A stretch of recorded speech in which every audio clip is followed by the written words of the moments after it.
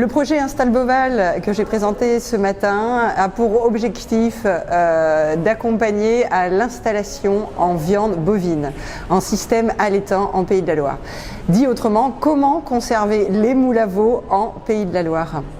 Donc notre objectif est d'accompagner les cédants dans leur lecture carrière à pouvoir préserver, à pouvoir améliorer la rentabilité de l'exploitation du capital allaitant pour qu'il soit le plus facilement transmissible.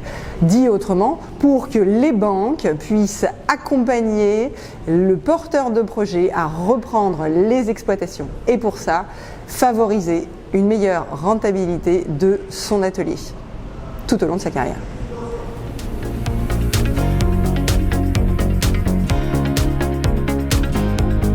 On a fait un travail avec Bovin Croissance Sèvres-Vendée, Synovial et Chambre d'Agriculture sur les coûts de production en bovin viande et aussi les CAP 2R, diagnostic autour de l'environnement. Le travail sur les coûts de production nous a permis de créer des fiches par système et par race qui sont disponibles en ligne. Elles sont utiles pour les éleveurs en place, pour les éleveurs qui ont des projets, pour les étudiants, pour les partenaires, se comparer sur les données techniques et économiques.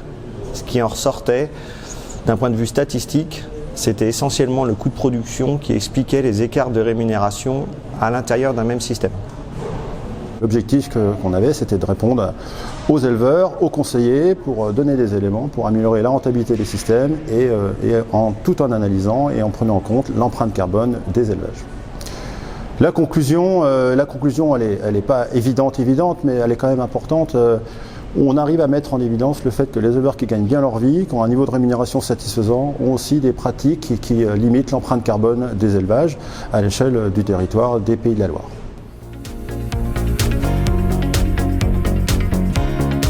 Nous avons testé deux conduites pour voir le niveau de dépôt de persillé, c'est-à-dire le gras intramusculaire dans la viande, c'est ce qui rend la viande un peu juteuse, sur les animaux, donc des charolaises.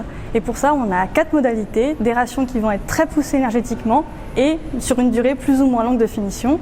Et qu'est-ce qu'on a observé? C'est que des animaux qui sont engraissés plus longtemps avec une ration très énergétique, c'est des animaux qui déposent plus de persillé dans la viande, donc avec un petit peu plus de gras dans la viande, corrèle tout ça forcément avec une durée d'engraissement qui va être plus longue, donc potentiellement des coûts plus élevés. Donc on a cherché à savoir si on pouvait obtenir des carcasses plus persillées avec nos grandes races françaises, charolaises notamment, et la réponse est oui, grâce à l'essai qui a été conduit à la ferme des Établières. Par contre, ça a un coût supérieur, puisque les animaux ont été donc engraissés plus longtemps. Ce coût est de 50 centimes du kilo de carcasse. Même si on a eu plus de kilos produits et donc en solde on est plutôt à 10 centimes de plus du kilo de carcasse. Maintenant reste à savoir si la filière est prête à contractualiser, à proposer des plus-values aux éleveurs pour qu'ils puissent mettre en place ces conduites qui permettent d'avoir plus de persillés sur nos races françaises.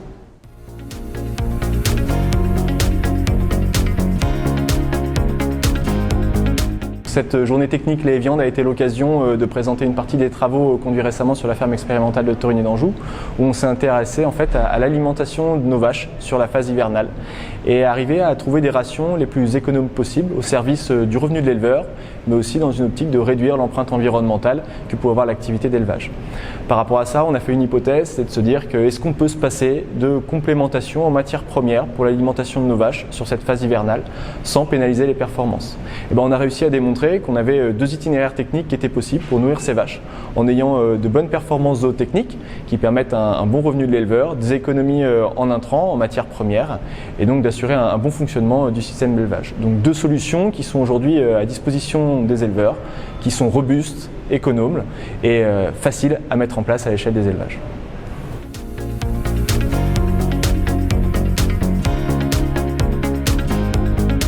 On a cherché à présenter des résultats sur l'engraissement des vaches de réforme au pâturage. Et donc sur la ferme expérimentale des Bordes, on a mené un essai où on a comparé l'engraissement au bâtiment ou au pâturage au printemps des vaches de réforme charolaises. Donc on a mené cet essai pendant 3 ans. Et les conclusions de cet essai, c'est qu'en fait, au niveau des performances, on a des performances qui sont identiques entre des vaches engraissées au bâtiment ou au pâturage au printemps avec du pâturage tournant derrière, avec avec un pâturage vraiment géré. Donc on arrive à faire des performances de l'ordre de 1000 grammes par jour. On a des résultats du coup en termes de poids carcasse, de qualité carcasse qui sont aussi tout à fait similaires.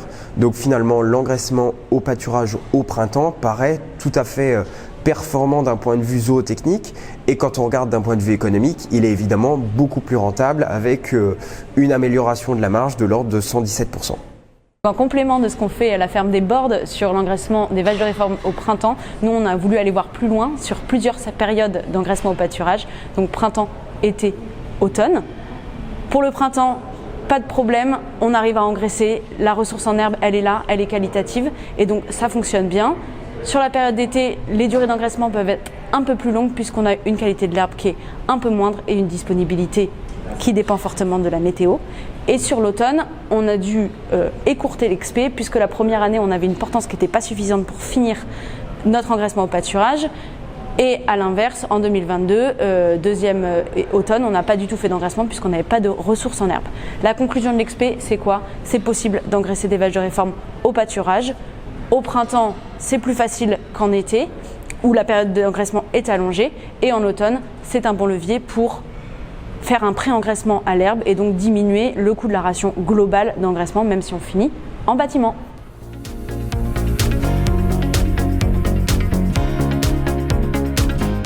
Aujourd'hui, j'ai présenté une étude qui porte sur la valorisation des veaux issus du cheptel laitier, car on se retrouve un peu à la croisée des chemins. On a des veaux issus du cheptel laitier à valoriser, qui sont valorisés pour 20% à l'export. Et c'est utiliser ces veaux qui sont destinés à l'exportation, les valoriser en viande rouge pour de la consommation française et pour améliorer la souveraineté alimentaire. Et donc pour ça, j'ai présenté des résultats de conduite sur une conduite tout auge qui valorise des veaux Holstein Limousin, reçu à 15 jours, 3 semaines sur l'exploitation et abattu à 16 mois en moyenne.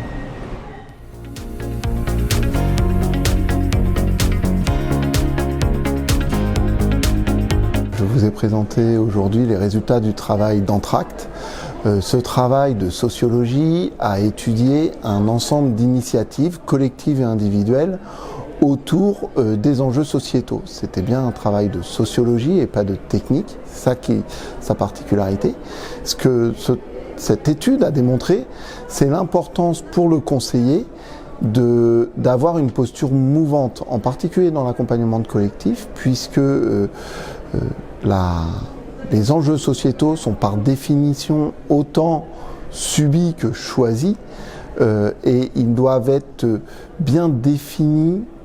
Et il est important pour l'agriculteur, et il est important pour le conseiller de bien identifier l'agriculteur à qui il a affaire, à la posture, d'accompagner cette posture et lors du changement d'être capable de re-questionner cette posture. C'est vraiment fondamental pour un accompagnement dans la durée et dans la qualité, que ce soit l'accompagnement de l'homme ou du projet, de bien pouvoir questionner ces postures de façon constructive, de façon qui font évoluer les pratiques et qui font émerger aussi des évolutions elles-mêmes des évolutions de posture.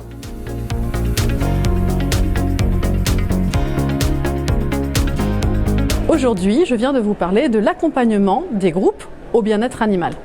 Ce qu'il faut retenir, c'est que cet accompagnement commence par accompagner des individualités. Et il faut savoir où chacun en est. Il y a plein de façons de voir le bien-être animal et il faut donc savoir où en est chacun des participants de votre groupe.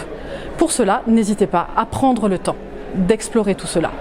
Ensuite, vous pouvez continuer et avancer dans votre chemin et se dire que là, le changement, c'est une trajectoire. Il y a plusieurs phases, dont certaines où on exprime la colère, ensuite il y a de la dépression. On commence ensuite à accepter ce changement et même à l'explorer pour enfin l'intégrer dans ses pratiques. Et tout cela, c'est en fonction de connaissances qu'on va acquérir, d'attitudes et de pratiques. Donc le chemin est à parcourir tranquillement. Aujourd'hui, à cette journée thématique bovin-lait, bovin-viande, c'était l'occasion de présenter la stratégie élevage que nous avons votée à la session du Conseil régional la semaine dernière. L'élevage a une place extrêmement importante sur notre territoire, que ce soit d'un point de vue production, mais aussi agroalimentaire, et traverse en ce moment une passe un peu difficile avec une diminution des effectifs. Donc ça nous semblait très important en tant que conseil régional d'affirmer haut et fort l'importance de la place de l'élevage sur notre territoire. Donc pour cela, un plan décliné en 4 axes, innovation, installation, renouvellement des générations, transition écologique et puis évidemment formation. 4 axes pour lesquels nous allons décliner 5 actions pour l'année 2025, 5 actions pour 2026, 5 actions 2027. Et ces différentes actions, c'est bien pour aider le monde agricole, le monde de l'élevage à trouver sa place, à faire face aux atténuations climatiques, à faire de la pédagogie pour aussi expliquer la place de l'élevage sur notre territoire et puis surtout, je dirais aussi préparer l'avenir pour toute cette jeunesse qui était présente aujourd'hui, ces élèves des écoles agricoles.